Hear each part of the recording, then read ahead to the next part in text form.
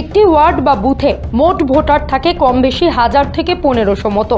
পঞ্চায়েত নির্বাচনে একজন সদস্যকে লড়তে হয় এই সংখ্যার হিসাবকে মাথায় রেখে, কিন্তু লোকসভা নির্বাচনে কম বেশি 14 থেকে 15 লাখ ভোটের উপর অঙ্ক কষে রাজনৈতিক দল এবং প্রার্থী। ফলে পঞ্চায়েত নির্বাচনে একজন পরিযায়ী শ্রমিক হয়ে ওঠেন মহার্ঘ, কিন্তু লোকসভা নির্বাচনে সেই পরিযায়ী শ্রমিকের ভোটের প্রয়োজনীয়তা বা মূল্য কমে আসে রাজনৈতিক দলগুলির কাছে। আর তার ফলেই প্রথম দফা নির্বাচনের আগেই পরিষ্কার হয়ে উঠেছে ভোটদানের তাগিদে গণতন্ত্রের উৎসবে সামিল হতে ফিরছেন না পরিযায়ী শ্রমিকদের বড় অংশ। পরিবারগুলির দাবি ভোট দিতে বাড়ি ফেরা মানে বিপুল অর্থ ব্যয়। অন্যদিকে প্রস্তাবিত রিমোট ভোটিং ব্যবস্থাও চালু হয়নি এই নির্বাচনে। সব মিলিয়ে গণতন্ত্রের উৎসবে পরিযায়ী শ্রমিকদের অংশগ্রহণ লোকসভা নির্বাচনে কম হবে এমনটাই বলে পরিযায়ী শ্রমিকের পরিবারগুলি। না, আসবে না। আসলে তো খরচা আছে না, বাড়ির থেকে এত দূর থেকে যদি বাড়ি আসা যায় তাহলে 8-10 হাজার টাকা খরচা আছে। সেই খরচাটা তো এখন কামে করতে গেলে 2 মাস তো লাগবে, এখন তো আসা সম্ভব না।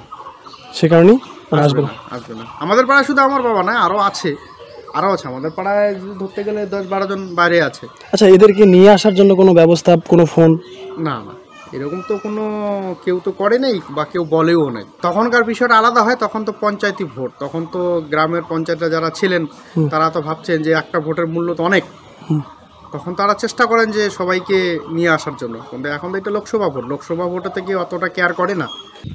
কেন আসে নাই? মানে তারা ভোট দিবে না? তারা ভোট দিবে না?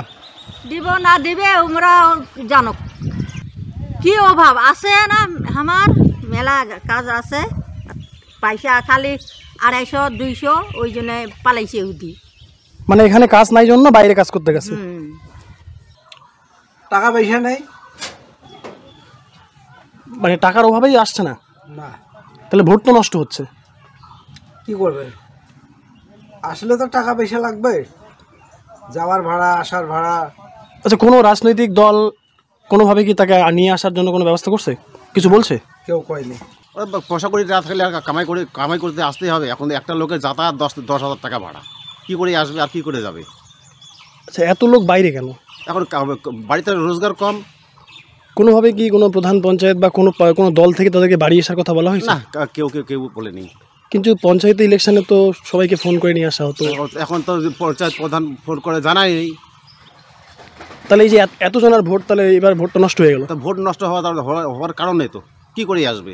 তাদের তো সংসার চলে না। লোকসভা নির্বাচন, এমনকি পঞ্চায়েত ইলেকশনও দেখা গিয়েছিল যে পঞ্চায়েত সদস্যের তরফে তাদের তদারকি করে কিন্তু বাড়িতে ফিরিয়ে নিয়ে আসা হয়েছিল। তবে এবার দেখা যাচ্ছে একেবারে অনীহা, কার্যত প্রশ্ন উঠছে। তবে এত ভোট নষ্ট হওয়ার পিছনে তবে কি বিজেপির পাল্লা ভারী হতে চলেছে? সেটাই কিন্তু এখন সময় বলবে। জলপাইগুড়ি ধূপগুড়ি থেকে ক্যামেরায় আর্থিক দত্তের সঙ্গে সানি, সময় কলকাতা।